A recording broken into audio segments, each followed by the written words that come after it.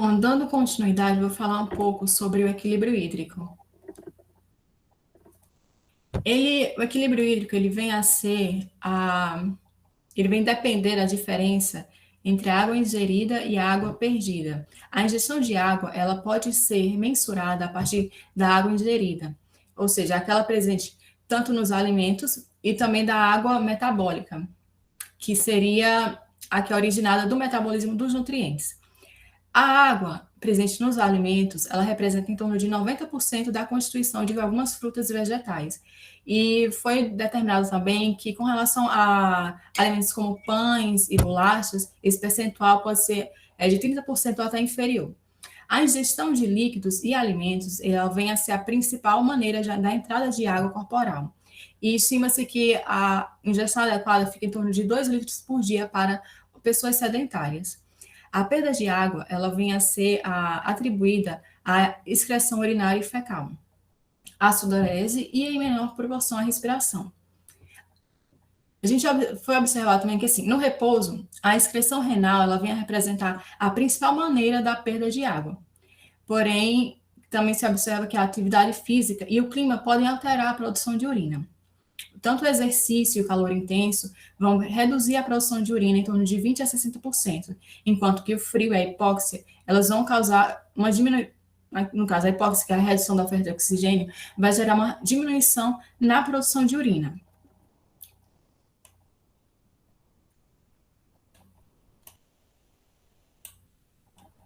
A longo prazo, se observa que a quantidade de água que entra no nosso corpo, ela é igual à água que sai. Isso vai permitir, assim, a chamada euidratação, que ela é facilmente alcançada com o funcionamento normal dos rins. Os rins, eles vão ser os órgãos que estão diretamente relacionados com essa regulação do equilíbrio hídrico e eletrolítico. Isso vem, no caso, eles vão, no caso, atuar de forma a filtrar, a realizar uma filtração glomerular de acordo com a osmolaridade plasmática. E aí se estima que o equilíbrio hídrico corporal, ele pode ser alterado dependendo da idade, do estado de saúde, da dieta, do nível de atividade física e da exposição ao calor do indivíduo.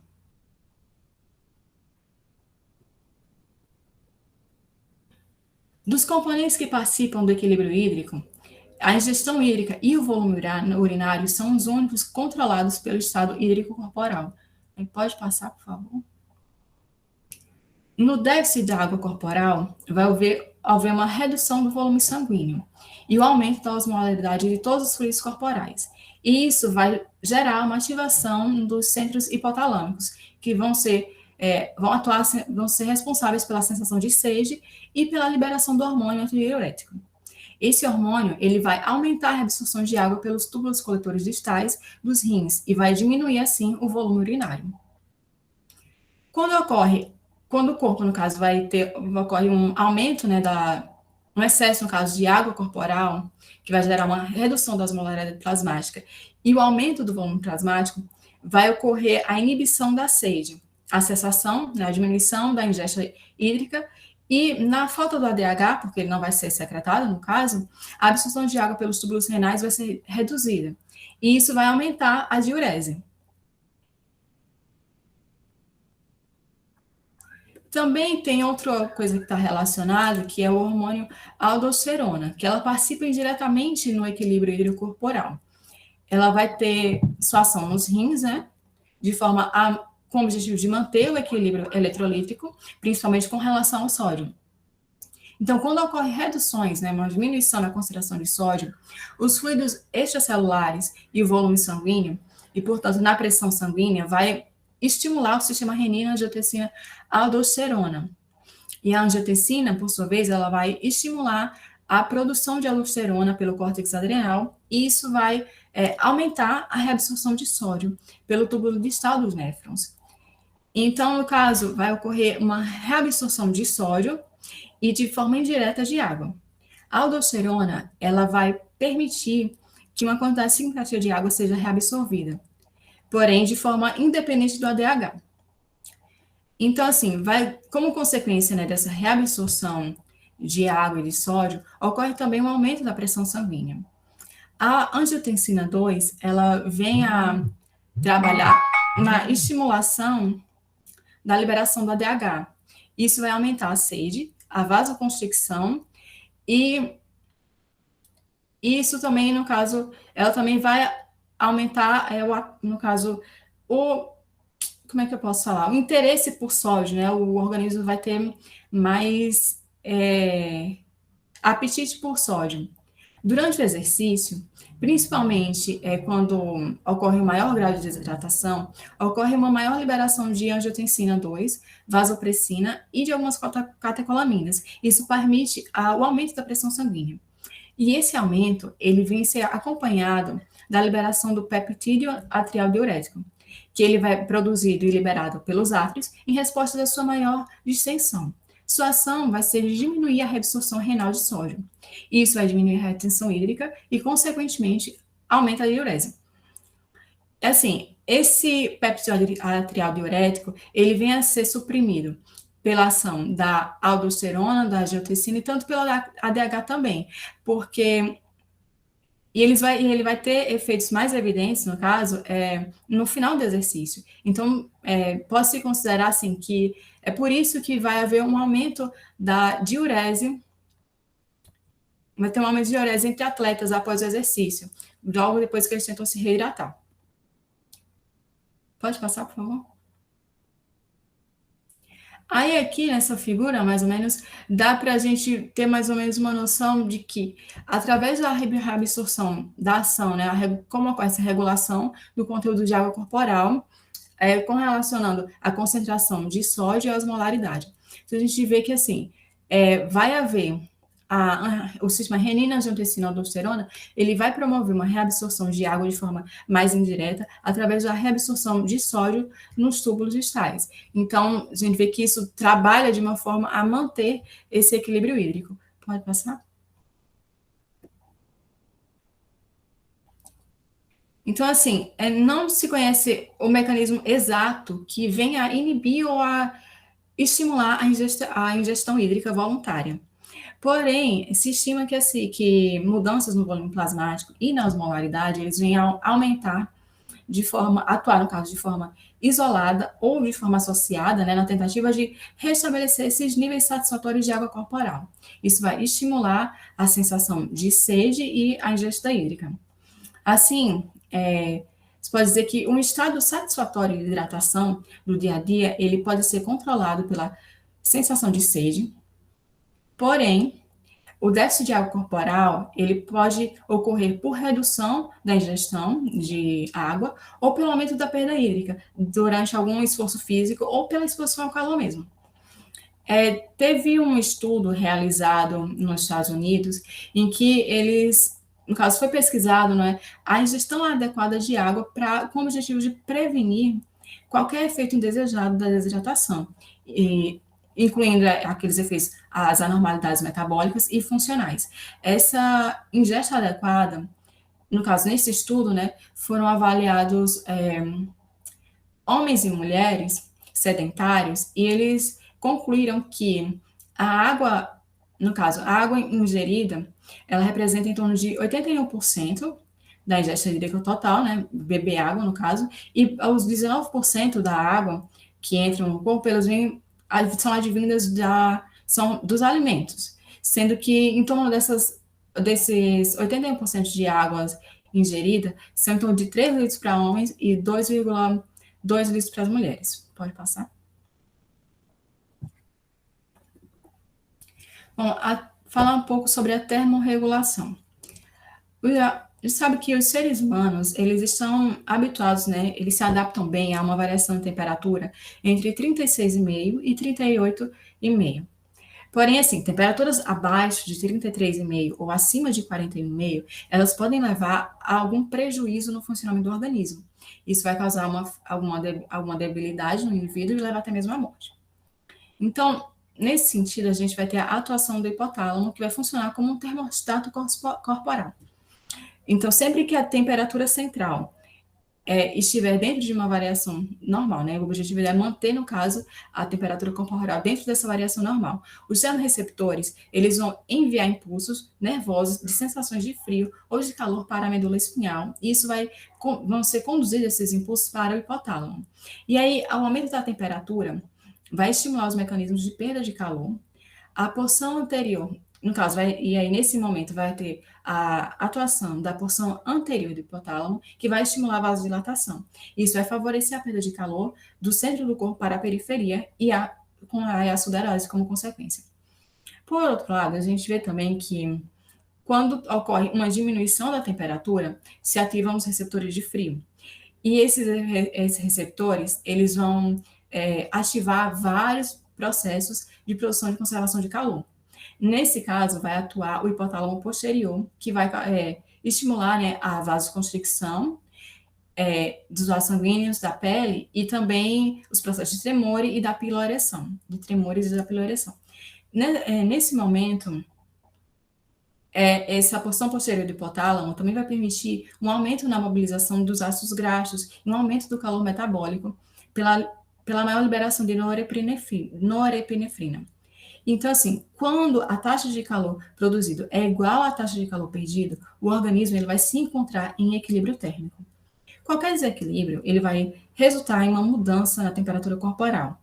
E o hipotálamo vem a fazer essa regulação a partir dos estímulos recebidos, não só pelos termoreceptores periféricos da pele, de frio e calor na pele, né? Mas também dos termoreceptores localizados no próprio hipotálamo, que vão vir a identificar diretamente as mudanças da temperatura e do sangue.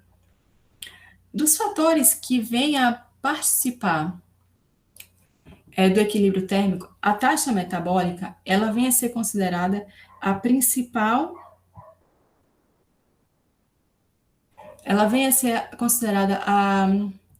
maneira, né, de produção de calor corporal. E a evaporação, ela vem a ser a principal forma de perda de calor. Também se perde calor com, assim, as formas de perda de calor, né, elas vêm a ser a radiação, a condução e a convecção. A radiação ocorre pelo ar, quando tem a transferência de calor do corpo para o ambiente, a condução pela transferência direta de calor através de um líquido, um sólido ou um gás de uma molécula para outra, e a convecção, que seria a troca física de calor entre o corpo e o meio que está envolvido, como o ar ou a água.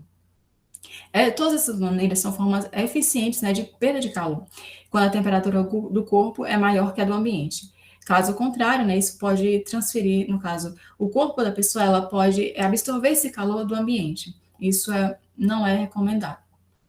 Pode passar, por favor?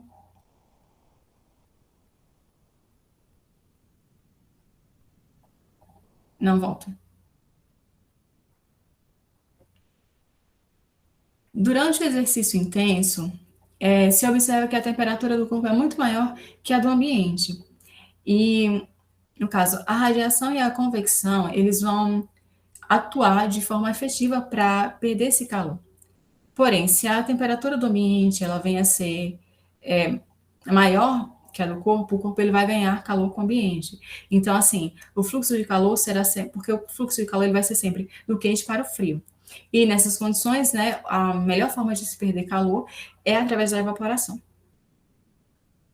Da energia que é produzida nessas reações metabólicas durante o exercício, né, 30% eles são direcionados à transferência de energia da energia térmica e mecânica, e para a contração muscular, no caso. E o restante, né, 70%, eles vão se dissipar na forma de calor para o ambiente.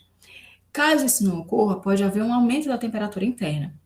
E aí, assim, a alta especificidade da água ao calor e a evaporação permite que boa parte, né, desse calor seja dissipado pelo suor. E essa sudorese é uma resposta fisiológica que se empenha, que tem o objetivo, né, de limitar o aumento da temperatura interna através da eliminação de água pela pele por evaporação. A sudorese, ela vem a ser uma forma muito eficiente de resfriamento do corpo, mas é claro que isso só acontece se ela só vem a ser eficiente se o suor evapora, porque no caso, quando ela muda de estado físico, porque se ela permanecer na pele, o calor também permanece. Se observa assim, que a taxa de sudorese e a perda de calor por evaporação, elas vêm a ser dependentes das condições climáticas, ou seja, da temperatura, da umidade relativa do ar, da ventilação e da radiação solar. E ainda também tem uma relação direta com as roupas e da taxa metabólica e do nível de hidratação do indivíduo.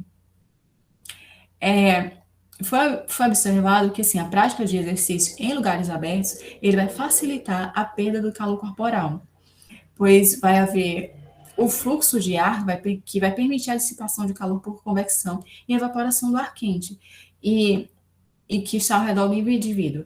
Então, assim, a termorregulação, ela vem a ser muito mais difícil em lugares fechados.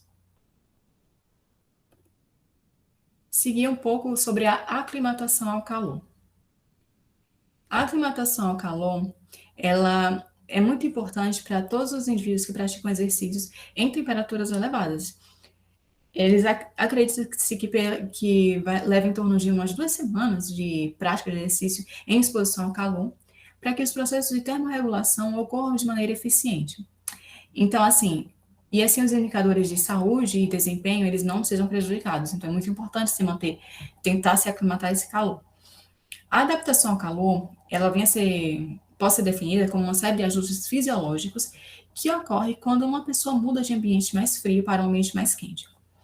Os principais ajustes da aclimatação durante a prática de exercício no calor, elas vêm a ser o aumento do volume plasmático, e na taxa de sudorese, diminuição da taxa de batimentos cardíacos, atraso na elevação, no aumento da temperatura central e além da melhor distribuição de suor pela pele. Também ocorre uma redução da perda de eletrólitos, principalmente do cloreto de sódio, pelo suor e urina. O processo de aclimatação ao calor, ele vem a ser muito útil para os atletas que realizam atividades em ambientes úmidos e quentes, que não conseguem se hidratar de forma eficiente durante o exercício, e ou quando o fluxo de ar ele vem a ser mínimo. A aclimatação, ela melhora o desempenho por permitir uma maior eficiência nos mecanismos de perda de calor, tanto os mecanismos periféricos quanto centrais. É importante ressaltar que esse processo ele não ocorre em um mesmo ritmo, tanto para os sistemas fisiológicos, nem entre indivíduos com diferentes níveis de condicionamento expostos a diferentes condições climáticas. Então, essa aclimatação vai variar de pessoa para pessoa. E, é claro, o condicionamento físico de cada pessoa. A prática de exercícios, é importante falar um pouco dessa aclimatação, porque tem que se observar isso com relação às pessoas que são mais suscetíveis à hipoidratação, como os idosos, e principalmente os idosos, né? Porque eles apresentam mais dificuldades para se aclimatar ao calor do que as pessoas mais jovens. Além disso, eles possuem, né, alterações fisiológicas comuns do envelhecimento, como a redução da sede, da produção de urina e suor, que isso vai promover o aumento da produção de calor. E também possuem, né, mecanismos que dificultam os mecanismos que atuam na dissipação do calor. Pode passar? Os efeitos da hipoidratação induzida pelo exercício. Falar um pouco dos efeitos fisiológicos, ou seja, do que é normal. Os dois principais sistemas que são negativamente afetados pela desidratação são o sistema cardiovascular e termorregulatório. A hipoidratação induzida, né, pelo aumento da taxa de sudorese durante o exercício físico, ela vem a provocar a diminuição no volume plasmático e o aumento da pressão osmótica no plasma, proporcional à perda desse líquido, à perda de fluido. O volume plasmático, ele diminui. E uma vez que o plasma, ele vai agir como precursor de fluidos pela formação de suor, ao mesmo tempo que a osmolaridade aumenta devido ao suor ser hipotônico, em reação ao plasma, sendo o sódio e o cloreto os eletrólitos primeiramente responsáveis pela elevação da osmolaridade plasmática. Então, no caso, você vai ter um aumento na quantidade de sódio e cloreto no plasma sanguíneo. Isso vai acontecer, não é que vai haver um aumento desse sódio e desse cloreto, é que vai diminuir a quantidade de água no plasma, a quantidade de líquido, e isso vai fazer com que se aumente a osmolaridade plasmática.